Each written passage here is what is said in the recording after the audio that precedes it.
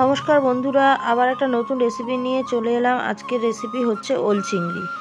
তার জন্য প্রথমেই আমি ওলটা ছোট্ট ছোট্ট করে কেটে নিয়েছি, আর কেটে নিয়েছি আলু ছোট ছোট করে।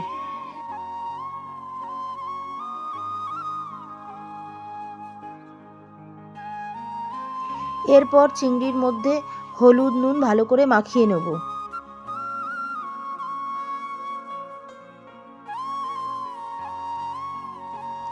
নুন হলুদটা মাখানো হয়ে গেছে। এরপর মশলার জন্য লাগছে পেঁয়াজ, কাঁচা লঙ্কা, শুকনো লঙ্কা, টমেটো, আদা সব একসঙ্গে বেটে নেব। ওলটা আমি সেদ্ধ করে নিয়েছি। বেটে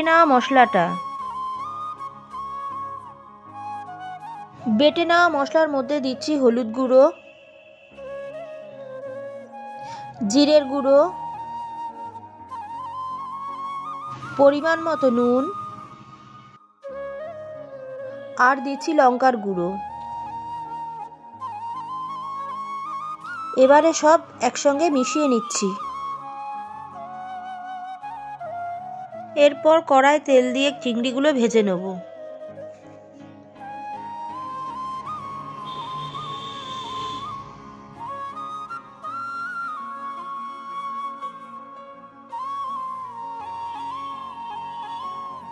চিংড়ি ভাজা হয়ে গেছে, তুলে নিচ্ছি।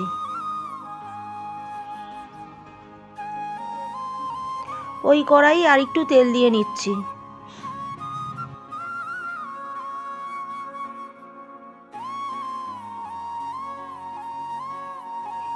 আলুটা দিয়ে ভালো করে ভেজে নিচ্ছি। আলুর মধ্যে একটু নুন আর একটু হলুদ দিয়ে নিচ্ছি।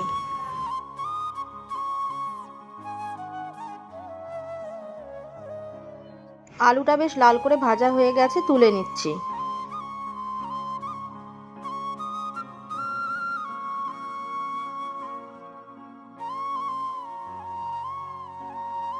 আলু ভাজার তেলেই সেদ্ধ করা ওলটা ভালো করে ভেজে নেব।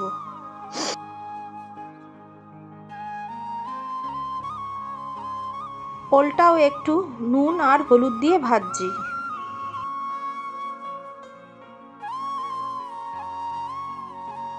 এরপর কড়ায় আর একটু তেল দিচ্ছি, তাতে জিরে আর তেজপাতা ফোড়ন দিচ্ছি।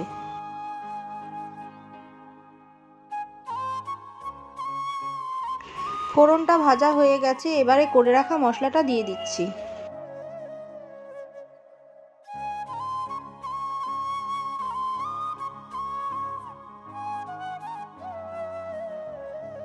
মশলাটা খুব ভালো করে কষে নেব যতক্ষণ না তেল ওঠে। মশলা থেকে তেল ছেড়ে গেছে, এবারে ভেজে রাখা আলুগুলো দিয়ে দেব।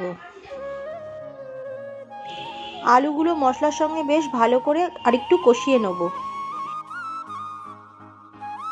মশলাটা পুরো কষানো হয়ে গেছে, এবারে ওলগুলো দিয়ে দেব। এবারে মশলার সঙ্গে আরেকটু ভালো করে কষিয়ে নেব সবকিছু ভালো করে কষানো হয়ে গেছে, এবারে জল দিয়ে দেব।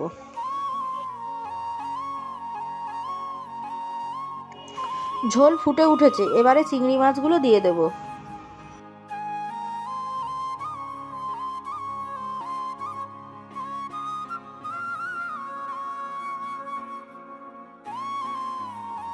একটুখানি ভাজা জিরে গুঁড়ো করে নেব।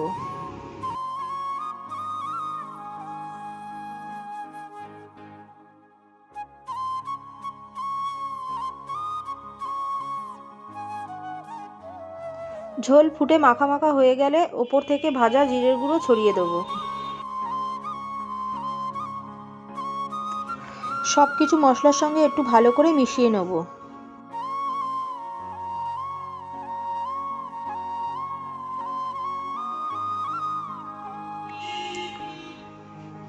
এবারে ওপর থেকে একটু ঘি ছড়িয়ে দেব। আমার রান্নাটা যদি ভালো লেগে থাকে লাইক, কমেন্ট, শেয়ার করবেন। আর আমার চ্যানেলের নতুন বন্ধু হলে সাবস্ক্রাইব করে পাশে থাকবেন।